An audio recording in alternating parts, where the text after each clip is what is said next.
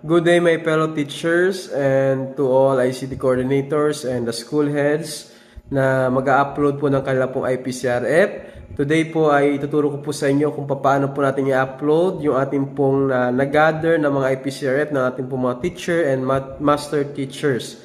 So una po, kailangan po natin i-open ang link na eipcrf.deped.gov.ph. I-click po natin yan. Pagkatapos po niyan, ay ating pong gagamitin yung ating pong school email address. Ano po? School account. Hindi po tayo pwedeng gumamit ng ating personal DepEd email kundi ang ating pong gagamitin ay ating pong school DepEd email. Kasi yun po ang nakaregister sa ating pong system. Bawal po ang personal account. So, i-click po natin yung ating pong, i-login po natin yung ating pong school DepEd email. So, kung mapapansin po natin dito, ayan, lalabas po ito, i-agree po natin. Tapos, ito na po yung dashboard ng ating pong website sa EIPCRF or Collection and Consolidation System ni Department of Education. So, ang gagawin po natin dito, i-start na po natin, napakadali lang po yung process nito sapagkat i-upload lang po natin yung file. So, una po, i-click po natin yung choose file. Tapos, hanapin po natin yung system po natin dito na i-upload. Okay, for example po, ito po aking pong ginawa. Okay, upload po natin.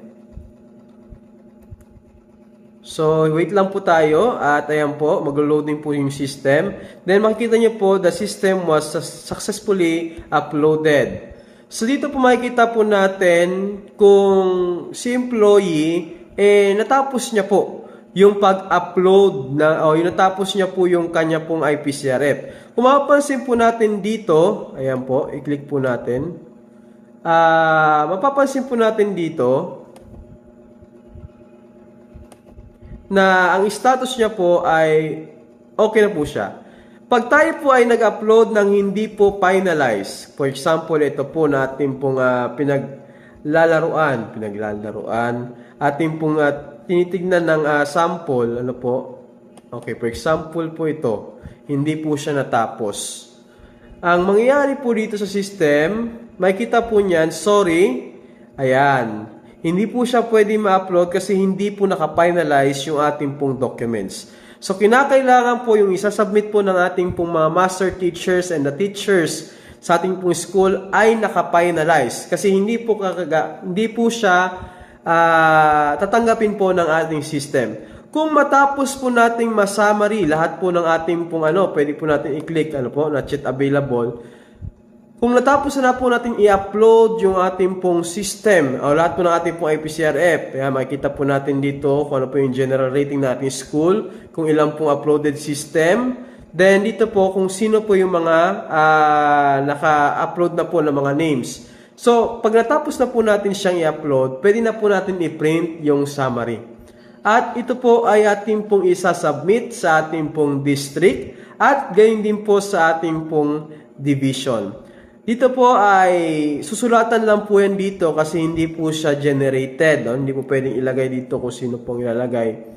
Pero dito po ay susulat po natin kung sino po yung nag-print tapos sino po ang nag-approve. Siguro po yung ating pong school head. Ayan. So, pwede na po natin siyang i-print at i-submit sa division. Hindi na po natin kailangan ipasa yung ating pong IPCRF form, kundi yung ating na lang pong numerical rating na generated po sa ating pong website. Ganun lang po kadali ang pag-download o pag-upload ng IPCRF. So, kung mapapansin po ninyo dito, pwede nyo po siyang i-delete at kung kayo po mag-multiple, si system po, for example, kung nag-multiple po kayo pag-upload ng inyo pong IPCRF, ayan. Hoy. Yan, nag-multiple po kayo na pag-upload. For example lang po. Saan na po ba yan? Ayan. So, mapapansin niyo po dito, may lalabas po ditong warning. Okay, nag-loading po. Ayan, warning. The system has identified a duplicate teacher. we can replace it or pwede po nating i-cancel. So, ganun lang po siya kadali. So, praise God, DepEd. Salamat po sa inyo pong pinadaling sistema na kung saan ay hindi na po natin kailangan pa magpasa sa division ng kopya ng ating pong IPCRF, kundi generated na po siya online at ang kagandahan po nito, centralized po siya. So, yun lamang po, ganun lang po kadali. I hope na nakatulong po sa inyo and magandang araw po sa inyo and may God bless us. Goodbye po!